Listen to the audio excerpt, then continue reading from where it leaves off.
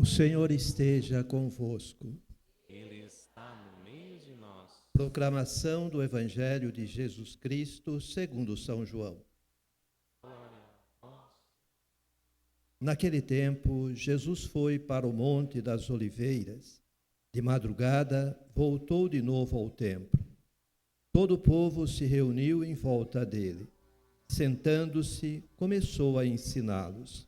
Entretanto, os mestres da lei e os fariseus trouxeram uma mulher surpreendida em adultério.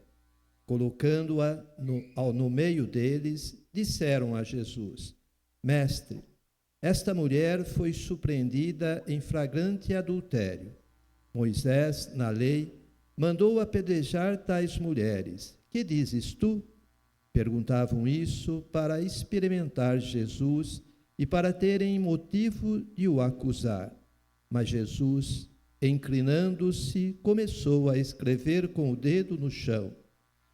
Como persistissem em interrogá-lo, Jesus ergueu-se e disse: Quem dentre vós não tiver pecado, seja o primeiro a atirar-lhe uma pedra. E, tornando a inclinar-se, continuou a escrever no chão. E eles, ouvindo o que Jesus falou, foram saindo um, a começar pelos mais velhos. E Jesus ficou sozinho com a mulher que estava lá no meio do povo. Então Jesus se levantou e disse: Mulher, onde estão eles? Ninguém te condenou? Ela respondeu: Ninguém, Senhor. Então Jesus lhe disse: Eu também não te condeno. Podes ir e de agora em diante não peques mais. Palavra da salvação.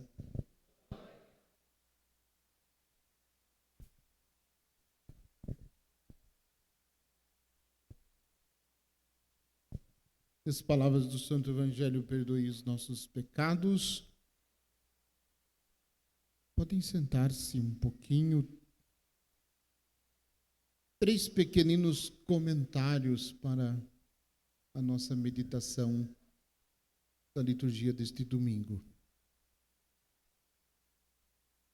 O profeta Isaías, no trecho que nós ouvimos, ele recorda, uma rápida recordação, tudo o que Deus fez para libertar o povo que estava escravo no Egito. E se formos olhar o livro do Êxodo e o livro do Deuteronômio, nós iremos perceber uma grande quantidade de milagres e prodígios que Deus realizou para que o povo pudesse servi-lo em liberdade. Mas tudo o que Deus realizou, tudo o que Deus fez lá para o povo de Israel no deserto, para conduzi-lo para a terra prometida, é somente uma faísca, entre aspas, é somente um sinal que aponta para uma realidade muito mais profunda, que é o próprio Jesus. Tudo que eles viveram lá, os sinais, os prodígios que Deus realizou, é apontando para Jesus. Aí o versículo 18 nos dá justamente esta compreensão. Não relembreis as coisas passadas, não olheis para fatos antigos. Eis que eu farei coisas novas e que já estão acontecendo. Acaso não as reconheceis? Então, notem que está apontando para o Cristo, para o mistério. Onde que a gente vai ouvir esta frase de uma outra maneira no Novo Testamento? Quem sabe? Vai aparecer lá no Novo Testamento essa frase. Nós ouvimos aqui. Quem acertar, souber, ganha uma passagem para Bom Jesus da Pirapora, a pé. No Apocalipse, lembram? Eis que faço nova todas as coisas. A visão de João do Cristo ressuscitado. Depois da ressurreição, João foi levado até o céu e lá ele observa. E existe justamente esta frase, se não me engano, é capítulo 21 do livro do Apocalipse. Finalzinho. Eis que faço nova todas as coisas. Então, os sinais que Deus realizou na travessia do deserto, na travessia do Mar Vermelho, até a conquista da Terra Prometida, aponta para Cristo. É Cristo aquele que realiza coisas novas por nós, ao entregar-se no mistério da cruz. A segunda observação, trecho da carta de Paulo aos Filipenses. E olha só, aqui o versículo 8, só o versículo 8 para a gente comentar rapidamente. Na verdade, eu considero tudo como perda diante da vontade suprema que consiste em conhecer a Cristo, meu Senhor. Por causa dele, eu perdi tudo. Considero tudo como lixo para ganhar Cristo e ser encontrado unido a ele. E o que Paulo perdeu? Se ele perdeu tudo, o que Paulo perdeu? Paulo falava pelo menos 4 línguas fluentes: grego, hebraico, aramaico e latim. Ou só uma coisa, então, você está só um exemplo. Paulo tinha plenos poderes entre os cristãos para mandar prender todo cristão, dado inclusive pelo imperador. Paulo foi formado, como ele mesmo diz, na escola de Gamaliel. Gamaliel era a melhor escola que existia para um rabino no tempo de Paulo. Quem queria aprender sobre a lei e tornar-se um rabino, entrava na escola de Gamaliel. E tantas outras coisas. Tudo isso que Paulo tinha, Paulo disse: eu considero como lixo, porque eu encontrei Jesus. Diante da vontade suprema, que consiste em conhecer a Cristo, meu Senhor. Por causa dele eu perdi tudo. E a pergunta que eu poderia fazer para você, sem nenhuma dessas explicações tão direta e reta, seria: o que você já perdeu por causa de Jesus? Você perdeu alguma coisa por causa de Jesus? Se você não perdeu nada por causa de Jesus, você ainda não está seguindo Jesus. Você está aprisionado às coisas deste mundo. E seguir Jesus é renunciar. Lembra que ele falou isso para os discípulos? Quem quiser ser meu discípulo, renuncie-se a si mesmo, tome a sua cruz e siga-me. Então, naturalmente, a gente deixa alguma coisa para trás. Porque encontramos Jesus. Considera tudo como lixo para ganhar Cristo e ser encontrado unido a ele. Não com minha justiça provinda da lei, mas com a justiça por meio da fé em Cristo. E a justiça que vem de Deus na base da fé. Então, nas nossas escolhas, no caminho de Jesus, evidentemente, alguma coisa a gente tem que deixar para trás, porque tem coisas que a gente não pode mais permanecer com elas, porque nós fizemos a opção de Jesus. E se nós insistirmos em permanecer apegados a algumas coisas, nós teremos que deixar Jesus para trás. Então, a escolha é difícil. Não é tão difícil escolher por Jesus, que tem consequência. Considero como lixo tudo que eu tinha antes de encontrar Jesus. E agora eu encontrei Cristo Jesus. E é tudo que me basta. É tudo que me importa. É tudo que o meu coração deseja. É tudo que o meu coração anseia.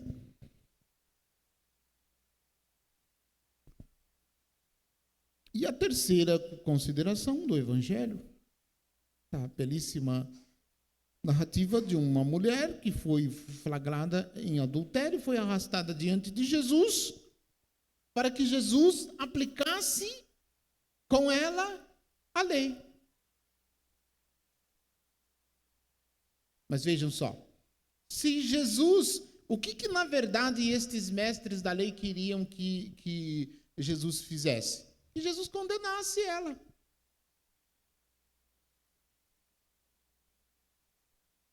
Ou então, se Jesus não condenasse, que Jesus dissesse: não, ela não fez nada, pode deixar ela em paz.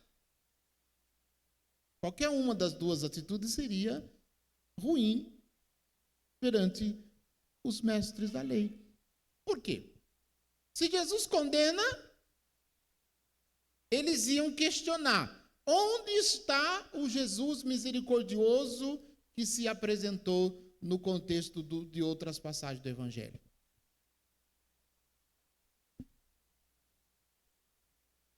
Então, ia contestar o próprio Jesus.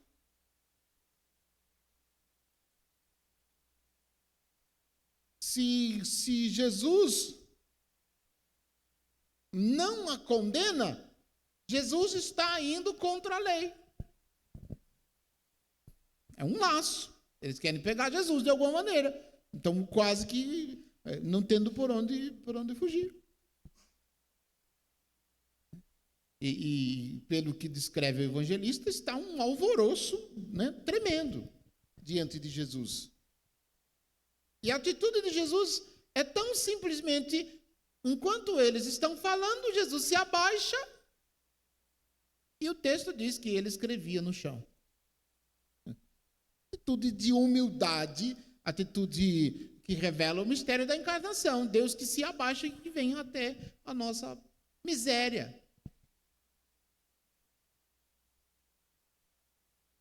E enquanto Jesus escreve, eles insistiam.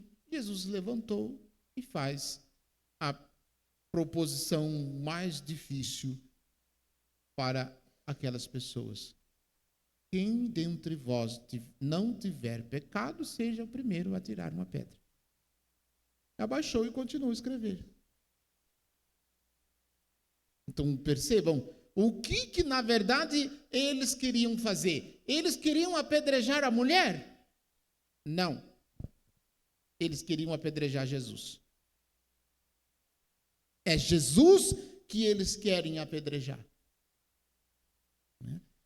E Jesus desarma o laço que eles fizeram para ele, jogando o laço de volta para os fariseus. Quando ele diz: quem dentre vós não tiver pecado, seja o primeiro a tirar a pedra, o texto diz: ele se abaixou, tornando a inclinar, se tornou a escrever no chão. E aí a atitude, né, começa a acontecer. E eles, ouvindo o que Jesus falou, foram saindo um a um, a começar pelos mais velhos. Eu fiquei meditando durante o dia e fiquei me perguntando: por que começar pelos mais velhos?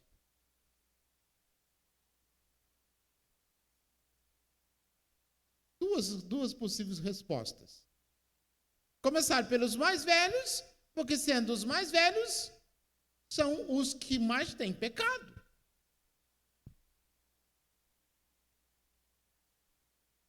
Mas também, sendo os mais velhos, os sábios, os homens com sabedoria, que entenderam que, por mais bons que eles fossem, por mais santos que eles fossem, eles também tinham uma vida cheia de pecado e não caberia a eles a julgar ninguém, porque a posição de juiz, quem está ocupando é Jesus, porque Jesus estava de que maneira quando eles levaram a mulher diante de Jesus? Vou ler para vocês.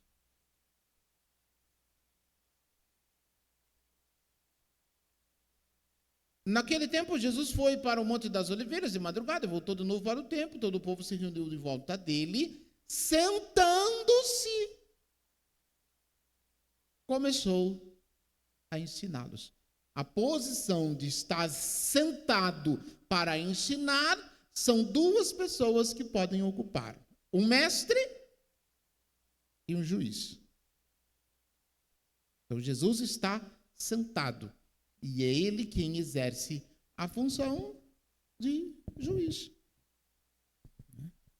E aí, quando Jesus faz a proposição, eles começam a repensar a própria vida e entender: não, nós também temos pecados e nós não podemos condenar ninguém.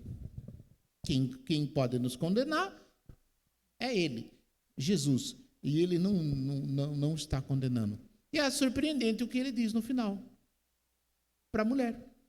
Depois que todo mundo se afastou, Jesus olhou para eles e perguntou: ninguém te condenou? Ela respondeu: ninguém, Senhor. Então Jesus lhe disse: eu também não te condeno. Podes ir e de agora em diante não peques mais. Jesus não simplesmente acolheu a mulher e passou a mão na cabeça dela. Não, isso não é pecado, não tem problema nenhum, não. Não condenou, mas colocou sobre ela a responsabilidade. Vai e de agora em diante não peques mais. Eu acho que o evangelista esqueceu de escrever uma palavra nesse texto. Faltou aqui na boca de Jesus que o evangelista não colocou. Eu acho que o Senhor disse assim: podes ir de agora em diante, crie vergonha na cara e não peques mais. O evangelista não escreveu essa palavra, esqueceu de escrever. Então, Jesus não está concordando com a vida errada, com a vida de pecado, com aquilo que fez esta mulher. Não.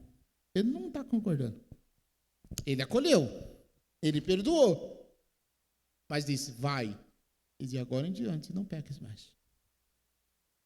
Diante de Jesus também a nossa atitude, ou essa também deve ser a atitude nossa diante de Jesus, diante dos nossos pecados. É mais ou menos isso que a gente ouve na confissão, quando a gente confessa. O padre dá absolvição e diz: vai em paz e não peques mais. Né? Eu, de vez em quando, acrescento: e crie vergonha na cara. Então, preparar verdadeiramente o coração para celebrar o Cristo, celebrar a ressurreição, o mistério da Páscoa. A gente cobre as imagens justamente por isso. Por quê? Porque o nosso olhar neste tempo deve estar voltado para duas direções. Primeiro, para dentro de nós e poder reconhecer os pecados que a gente precisa mudar, precisa tirar da nossa vida. E olhar para Cristo. Olhar para Cristo. E em Cristo Jesus, entender o mistério do nosso pecado e também o mistério da nossa conversão.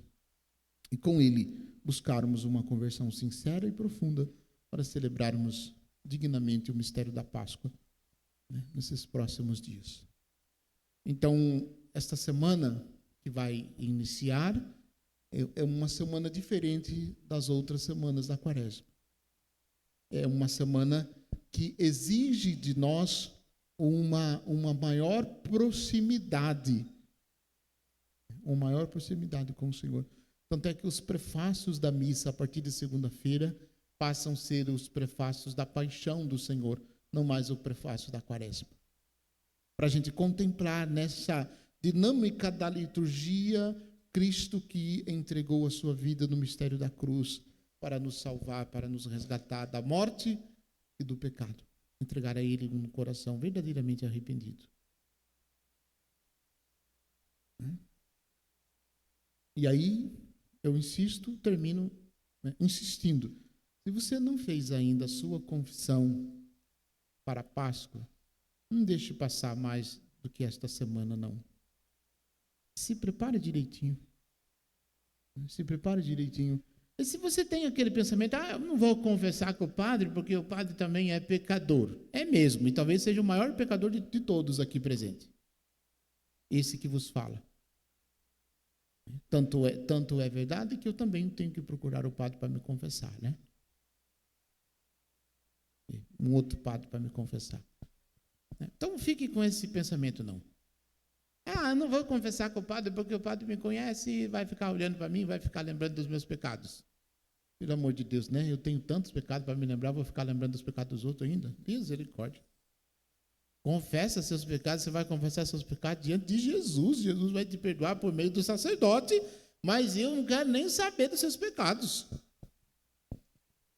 Eu não. E você confessa para mim, e Jesus que receba e te perdoe e te conduza, né? Te oriente. se converta, muda de vida.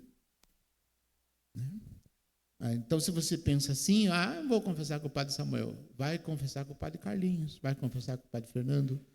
Não quero o padre Fernando, não quero o padre Carlinhos, vai para Itu. Mas cria vergonha na cara e se confessa, larga a mão de enrolar. Ponto.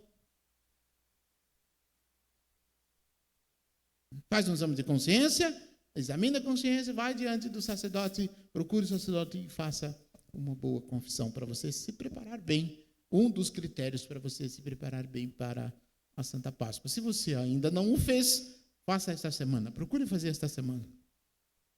Para que na semana que vem você já esteja vivendo o mistério da paixão de Cristo, que iniciaremos no próximo domingo.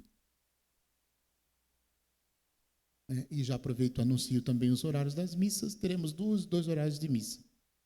Nós teremos uma missa aqui às 8 horas da madrugada, missa sem procissão, para as pessoas que não podem ir na procissão, têm algum problema de saúde, então podem participar dessa missa 8 horas da manhã.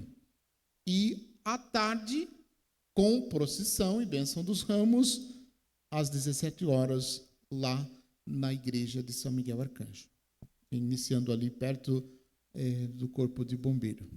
E seguiremos para a igreja de São Miguel Arcanjo, acompanhando aquela rua que acompanha o muro do Portal dos Bandeirantes, desce, depois sobe aquela subidinha e chega lá na igreja. Um pouquinho mais curta, por ser à tarde, talvez esteja o sol bem quente à tarde, ou não, também, não sabemos, mas facilitando um pouquinho. E você inicia, então, a Semana Santa com grande alegria. Que você possa aproveitar as oportunidades para se preparar bem para a Santa Páscoa de Jesus. Louvado seja nosso Senhor Jesus Cristo. Creio